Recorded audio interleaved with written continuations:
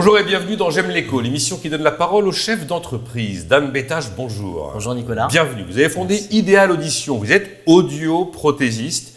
Ce sont des appareils d'aide auditive. C'est une enseigne qui a pignon sur rue, indépendante. Vous êtes à 80 aujourd'hui adresses, alors la plupart en franchise, mais également des enseignes qui vous appartiennent en propre. Tout ça est ouvert 5 jours sur 7. La grande idée de Ideal Audition, qui en est à sa 10e année, bon anniversaire. Merci. C'est de se dire que non, ça n'est pas forcément quelque chose d'inaccessible. Ou alors dans ces cas-là, si on ne paye pas cher, on a forcément un service pourri. Vous êtes dans l'idée qu'on peut avoir un service de haute qualité avec des produits accessibles. C'est ça. Oui, nous avons toujours voulu défendre cette idée de pouvoir proposer des modèles haut de gamme à des prix accessibles et avec un service d'appareillage de qualité parce que le produit n'est qu'une partie de l'adaptation. Et ce qui est important pour les personnes qui nous écoutent, c'est que l'adaptation, le suivi, l'entretien durant toute la durée de vie de l'appareillage, au minimum 4 à 5 ans, est tout aussi important que le produit en lui-même. Le suivi de l'appareil que l'on met sur un patient est aussi important que l'appareil et que le premier jour. Tout à fait. Ouais. Je ne pensais pas qu'il fallait intervenir tout au long de l'opération. Donc vous êtes en train de vous installer progressivement sur le territoire. La franchise, ça a été votre modèle de développement en fait. Un des modèles, on a commencé par la succursale. Il fallait que le réseau, le modèle fasse ses preuves. Il fallait qu'Ideal Audition prouve que c'était un modèle rentable pour la personne qui s'installait et qui faisait du bien aux patients aussi par rapport au prix qu'on pratiquait, qui n'ont jamais changé en réalité. Et, vous n'avez jamais changé vos prix? Non. Depuis que nous avons créé. Et vous arrivez aujourd'hui, 2022, avec le monde dingue dans lequel nous vivons, à garder vos prix. Eh ben, on fait tout, on se bat pour maintenir un prix transparent, unique dans tous nos centres en France, c'est le même. Pour un modèle haut de gamme, on fait tout pour maintenir ce prix pour l'utilisateur. Ce sont les marges qui sont rognées.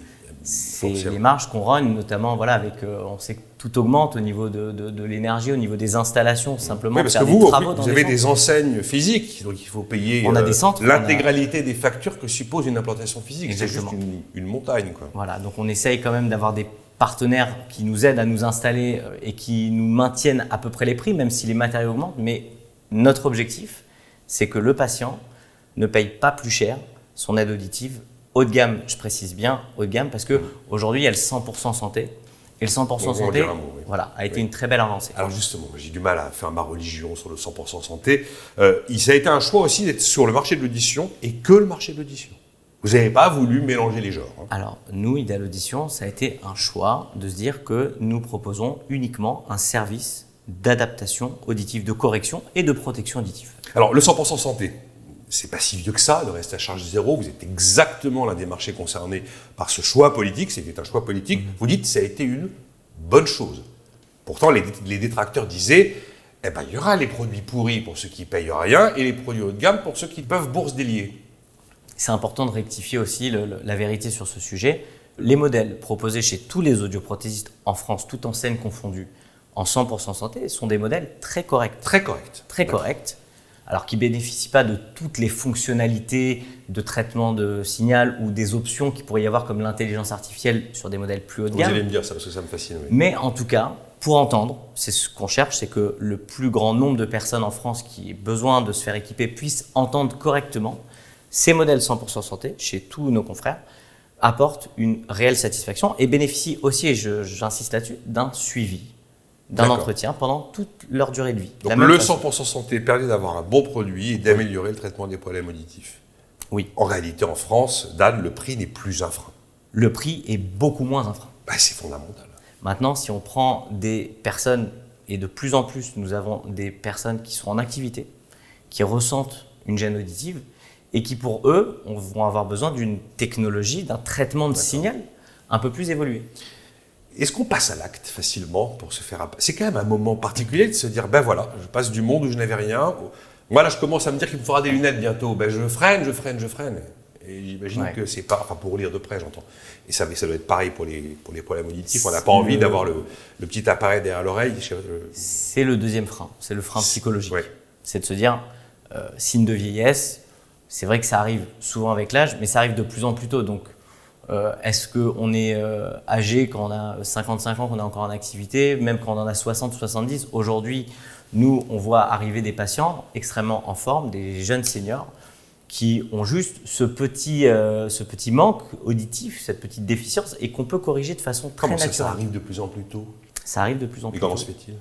Parce qu'on sollicite beaucoup plus notre oreille interne, l'organe de l'audition, et elle se détériore plus tôt, plus rapidement. Le fait de mettre des casques et Les casques jouent aussi la musique forte. Ça flingue les oreilles, ouais, en fait. Et puis ça... les bruits de la vie, en fait, ça atteint un peu plus tôt l'audition. Et peut-être aussi, Nicolas, qu'on s'en rend compte aussi plus tôt. On est plus porté sur notre bien-être. Donc, on a envie de bien vivre, on a envie d'être à l'aise en réunion. Donc, si on ressent une déficience, il faut qu'on s'équipe. Et puis, c'est comme ça a fait des progrès technologiques phénoménaux, c'est beaucoup plus discret. C'est pas les appareils auditifs d'il y a 25 ans qu'on a tous déjà vus et qui sont quand même très visibles malgré tout. L'image qui véhicule une image qu'on a en tête n'existe plus. Ouais. C'est que des modèles extrêmement discrets. Et j'ai envie de le dire, même pour le 100% santé. Le casque audio, c'est une catastrophe en fait. On en voit constamment partout, c'est juste une cata. Le casque audio utilisé à des niveaux sonores très élevés et avec beaucoup d'heures d'écoute à un niveau sonore élevé, oui, ça détériore l'audition. Vous avez parlé d'intelligence artificielle. J'ai bien compris que l'objectif premier de celui qui va s'équiper, c'est d'entendre mieux ou d'entendre tout simplement. Et que vient faire l'intelligence artificielle? Alors, l'intelligence artificielle, elle vient améliorer l'information qu'il y a du porteur sur son environnement auditif. C'est quand même intéressant de pouvoir analyser l'environnement auditif de la personne qui porte les aides auditives et de pouvoir ensuite, avec l'audioprothésiste, pouvoir y apporter des réglages, mais également que l'appareil lui-même puisse avoir des automatisations en fonction des préférences d'environnement. Je suis sur un quai de gare, il y a du bruit, l'appareil auditif va s'adapter. Va s'adapter complètement, va faire émerger la parole si quelqu'un vous parle, vous demandez l'heure, on vous répond, il faut que vous entendiez bien malgré le brouhaha ambiant.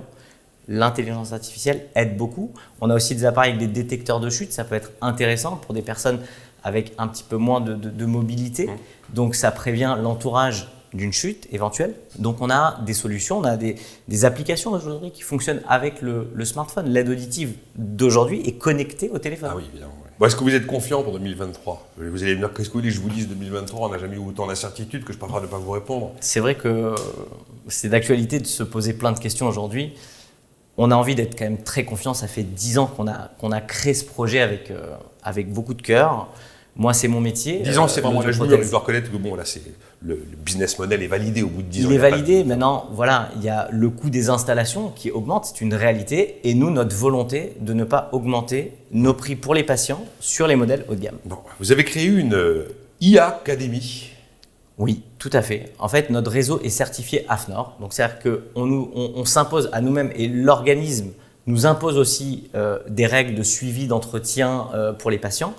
Et on a voulu, avec cette IA Academy, former toutes nos équipes, audio, assistantes, à une prise en charge vraiment personnalisée du patient et régulière. Bon, je n'irai pas jusqu'à dire qu'on rêve de devenir votre client, mais enfin, il faut reconnaître que le positionnement du premium accessible, chapeau. Merci en tout cas Dan Bétage d'avoir été avec nous. Vous êtes le fondateur d'Idéal Audition, vous êtes vous-même audioprothésiste. Merci Nicolas.